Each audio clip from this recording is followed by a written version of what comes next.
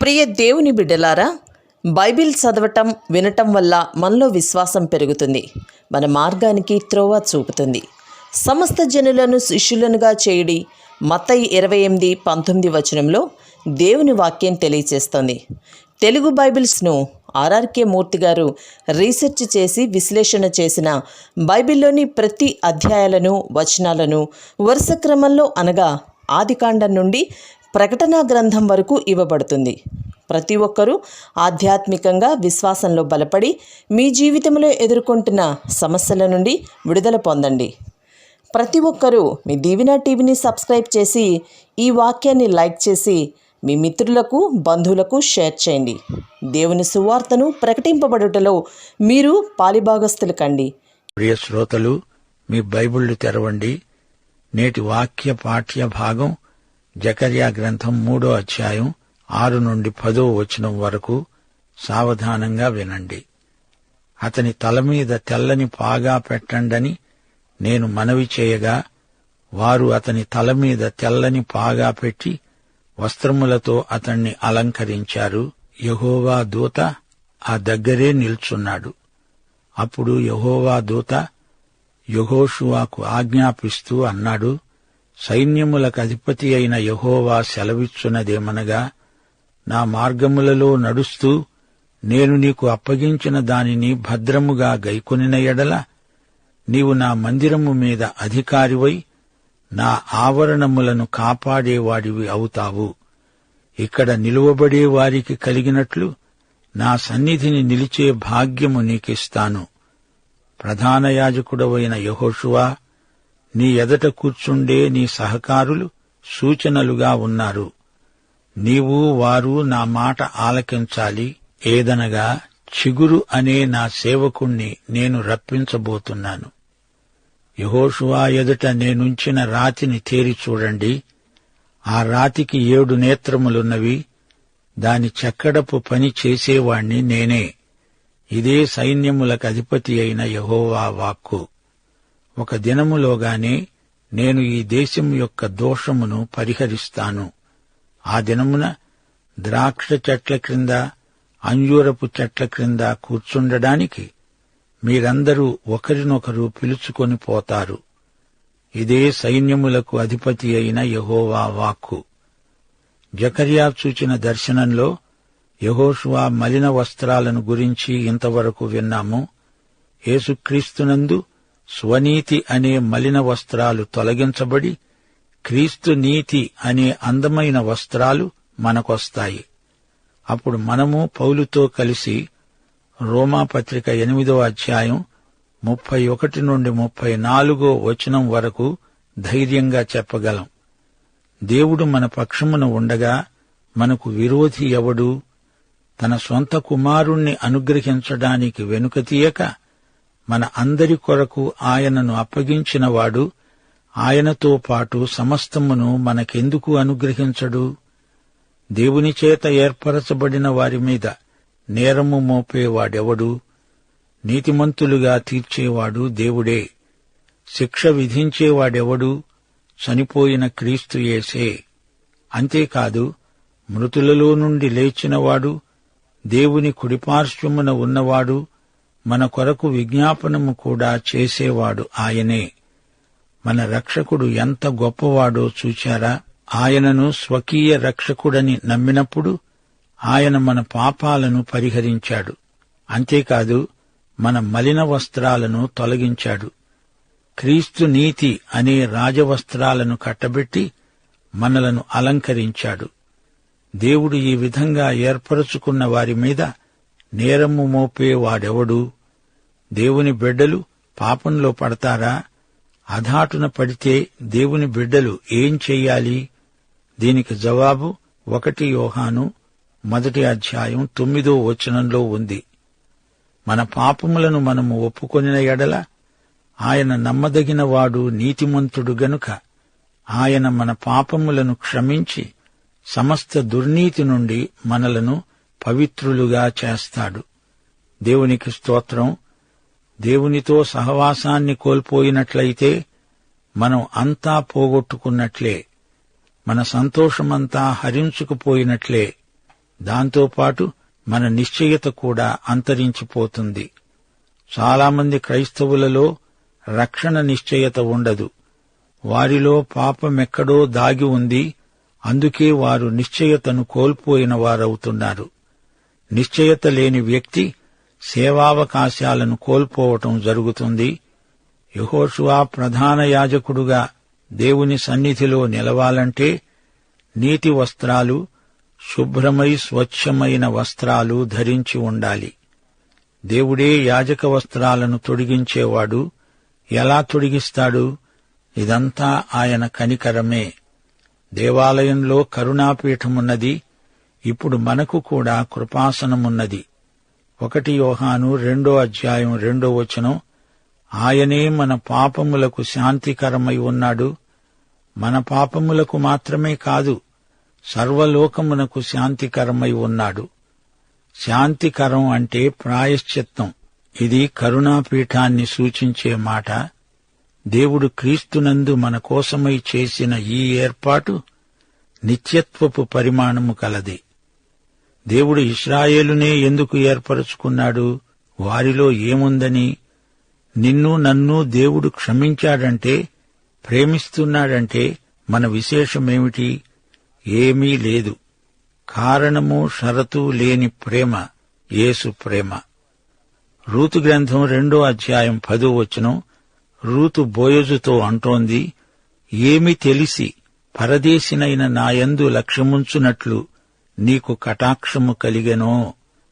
అనగా నాలో ఏముందని నన్నింత ప్రేమిస్తున్నావు? అదే ఆశ్చర్యం.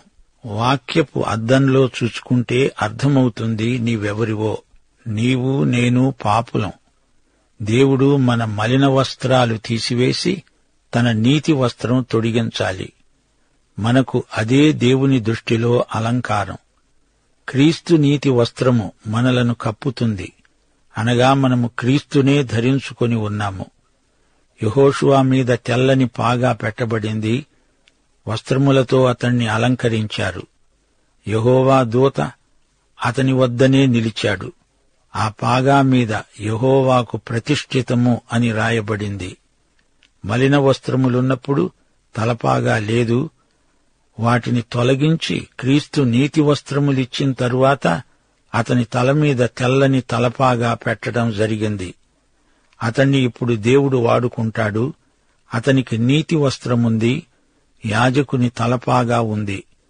అలాగే భవిష్యత్తులో దేవుడు ఇశ్రాయేలు జాతిని తన మహిమార్థమై వాడుకుంటాడు.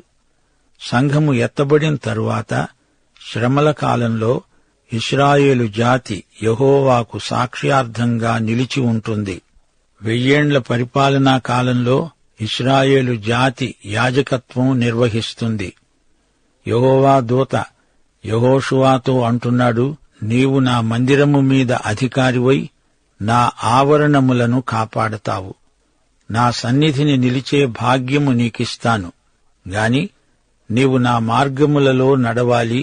నేను నీకు అప్పగించిన దాన్ని భద్రంగా గైకొనాలి. నీవు పరిశుద్ధుడవు. నీ పరిశుద్ధతను నీవు కాపాడుకోవాలి, నిర్వహించుకోవాలి. నాకు విధేయుడివై నా మార్గాలలో నడవాలి. అప్పుడే నేను నిన్ను వాడుకోగలను. దేవుడు ఈ మాటలను ఒక్క యెహోషువతోనే కాదు, ఇశ్రాయేలు జాతి అంతటికీ చెబుతున్నాడు. విశేషించి నీకు నాకు చెబుతున్నాడు. యోహాను శుభవార్త 14:15 మీరు నన్ను ప్రేమించిన ఎడల నా ఆజ్ఞలను గైకొంటారు అన్నాడు యేసు ప్రభు.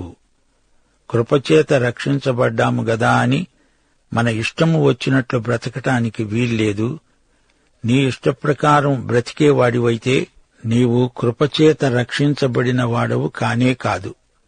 రక్షించబడిన వాడవైతే నిన్ను రక్షించటం కోసం చనిపోయిన రక్షకుణ్ణి ప్రేమించవా? తప్పక ప్రేమిస్తావు. ప్రాణాధికంగా ప్రేమిస్తావు. నీవు ఆయనను అంగీకరించి ఉంటే, ఆయన యందు విశ్వాసముంచిన వ్యక్తివైతే ఆయన మీద పూర్తిగా ఆధారపడతావు. ఆయనకు సంపూర్ణ విధేయత చూపుతావు. ఆయన చెప్పినట్లే చేస్తావు. ఆయనను హృదయపూర్వకంగా ప్రేమిస్తావు. ఇప్పుడు 8వ వచనంలో మరో దర్శనం ఉంది.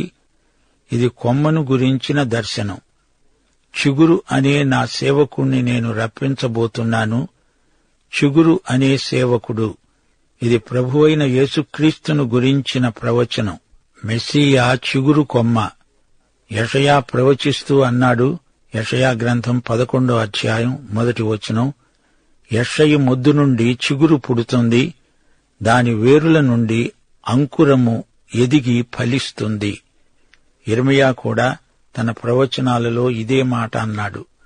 యిర్మీయా గ్రంథం 23వ అధ్యాయం 5వ వచనం, రాబోయే దినములలో నేను దావీదుకు నీతి చిగురును పుట్టిస్తాను, అతడు రాజై పరిపాలన చేస్తాడు. వివేకముగా నడుచుకుంటూ కార్యము జరిగిస్తాడు. భూమి మీద నీతి న్యాయములను జరిగిస్తాడు. ప్రధాన యాజకుడవైన యెహోషువా, నీ ఎదుట కూర్చుండే నీ సహకారులు సూచనలుగా ఉన్నారు. నీవు వారు నా మాట ఆలకించాలి. యెహోషువా దగ్గరే అతని సహయాజకులు నిలిచి ఉన్నారు. అందరినీ ఉద్దేశించి ప్రభువు మాట్లాడుతున్నాడు. ప్రభువు ఏమంటున్నాడు? మీ నుండి ఈ యాజకత్వ బాధ్యతలు తొలగించబడవు. ఇది మీకు శాశ్వత యాజకత్వం. నా సన్నిధిని నిలిచే భాగ్యము మీకిస్తున్నాను. రాబోయే మెస్సియాకు మీరు సూచనలుగా ఉన్నారు. రాబోయేవాడు నా కార్యము పూర్తిగా చేసి ముగిస్తాడు. ఆయన చిగురులాగా వస్తాడు. దేవునికి స్తోత్రం. ఈయన చిగురు కొమ్మే కాదు, రాయి కూడా. యెహోషువా ఎదుట నేనుంచిన రాతిని తేరి చూడండి. ఆ రాతికి 7 కన్నులున్నాయి. దాని చెక్కడపు పని చేసేవాణ్ణి నేనే. ఒక దినములోగానే నేను ఈ దేశం యొక్క దోషమును పరిహరిస్తాను. దానియేలు చూచిన రాయి దర్శనం ఇదే. ఆ రాయి వచ్చి నెబుకద్నెజరు చూచిన విగ్రహాన్ని పూర్తిగా విరగ్గొట్టింది. దానియేలు గ్రంథం 2వ అధ్యాయం 34-35 వచనాలు. చేతి సహాయము లేక తీయబడిన ఒక రాయి, ఇనుము మట్టి కలిసిన ఆ ప్రతిమ యొక్క పాదముల మీద పడి దాని పాదములను తుత్తునియలుగా విరుగగొట్టింది. అంతటా ఇనుము, మట్టి, ఇత్తడి, వెండి, బంగారము ఏకముగా దంచబడి కళ్లములోని చెత్తవలి కాగా, వాటికి స్థలము ఎచ్చటా దొరకకుండా గాలి వాటిని కొట్టుకొని పోయింది. ప్రతిమను విరగ్గొట్టిన ఆ రాయి సర్వభూతలమంత మహాపర్వతమైంది. జకర్యా దర్శనంలో ఆ రాతికి 7 కన్నులున్నాయి. 7 సంపూర్ణతను చూపే అంకె. యేసుక్రీస్తు సమస్తము చూడగలడు. ఆయన సర్వజ్ఞాని. ఈ దర్శనం యేసుక్రీస్తు యొక్క సర్వజ్ఞత్వాన్ని చూపుతోంది. కొలసీ పత్రిక 2వ అధ్యాయం 3వ వచనం, బుద్ధి జ్ఞానముల సర్వసంపదలు ఆయన యందే గుప్తములై ఉన్నాయి. 1 కొరింథీ 1వ అధ్యాయం 30వ వచనం, ఆయన మనకు జ్ఞానము, నీతి, పరిశుద్ధత, విమోచనము అయ్యాడు. ప్రభు అన్నాడు, ఒక్క దినములోగానే నేను ఈ దేశం యొక్క దోషమును పరిహరిస్తాను. యేసు ప్రభు వచ్చినప్పుడు ఇశ్రాయేలీయుల దోషమంతటినీ ఒక్క రోజులోనే పరిహరిస్తాడు. ఇది భవిష్యత్తులో జరగబోతోంది. నెరవేరాల్సిన ప్రవచనం. ఆ దినమున, అనగా ప్రభువు రాకడ దినమందు, ఒకరిని పిలుచుకొని ఒకరు అందరూ కలిసి వచ్చి ద్రాక్ష చెట్ల క్రింద కూర్చుంటారు, అంజూరపు చెట్ల క్రింద కూర్చుంటారు. వారికి సుఖశాంతులు, సమాధానం ప్రాప్తిస్తాయి. దేవునికి స్తోత్రం. 1 తిమోతి 4వ అధ్యాయం 16వ వచనంలో పౌలన్నాడు, నిన్ను గూర్చి, నీ బోధను గూర్చి జాగ్రత్తగా ఉండు, వీటిలో నిలకడగా ఉండు. నీవీలాగున చేసి నిన్ను, నీ బోధ వినేవారిని రక్షించుకుంటావు. ఇక్కడ ప్రభు దర్శనంలో యెహోషువాతో అదే మాట అన్నాడు. నా మార్గములలో నడువు. నీకు నేనప్పగించిన దానిని భద్రంగా గైకొంటే నిన్ను నా సన్నిధిలో నిలువబెట్టుకొని నీకు అధికారం అప్పగిస్తాను. అపొస్తలుల కార్యములు 20వ అధ్యాయం 28వ వచనం, దేవుడు తన స్వరక్తమిచ్చి సంపాదించిన తన సంఘమును కాయటానికి పరిశుద్ధాత్మ దేనియందు మిమ్ములను అధ్యక్షులనుగా ఉంచాడో ఆ యావత్తు మందను గూర్చి మీ మట్టుకు మిమ్మును గూర్చి జాగ్రత్తగా ఉండండి. యెహోషువ ప్రధాన యాజకుడు. దేవుడతనికి తన నీతి వస్త్రం తొడిగించి తలపై తెల్లని పాగా ఉంచి ఇవే మాటలు చెప్పాడు. నీ సేవను నిన్ను నీవు పవిత్రంగా కాపాడుకో. ఇక్కడ నిలువబడిన వారికి కలిగినట్లుగా నా సన్నిధిని నిలిచే భాగ్యము నీకిస్తాను. అక్కడ దేవదూతలున్నారు. వారు ఎల్లప్పుడూ పరలోకంలో దేవుని సన్నిధిలో ఉంటారు.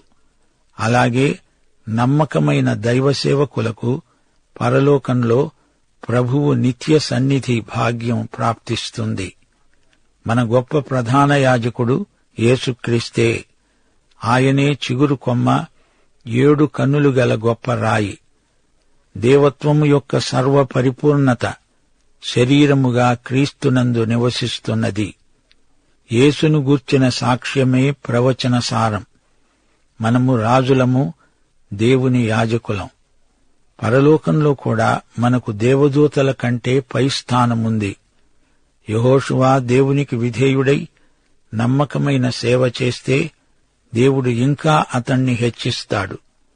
కొంచెములో నమ్మకంగా ఉంటే దేవుడు ఇంకా గొప్ప బాధ్యతలు అప్పగిస్తాడు. మనకు అప్పగించబడిన సమస్తానికి మనం గృహ నిర్వాహకులం. ప్రియశ్రోత, నీవు దేవుని మార్గములందు నడుస్తున్నావా? అలాగైతే నీకు మహోజ్వలమైన నిత్య భవిష్యత్తు ఉంది. మరణము వరకు నమ్మకంగా ఉంటే ఆయన నీకు జీవ కిరీటమిస్తాడు. రాబోయే 1000 ఏండ్ల పాలన నిజస్వరూపానికి ఈ మోషే ధర్మశాస్త్రీయ విధానాలు ఛాయారూపకమైనవి. ఇక్కడ యెహోషువ అనే ప్రధాన యాజకుడు యేసుక్రీస్తుకు ముందు గుర్తు. ఆయనే చిగురు కొమ్మ.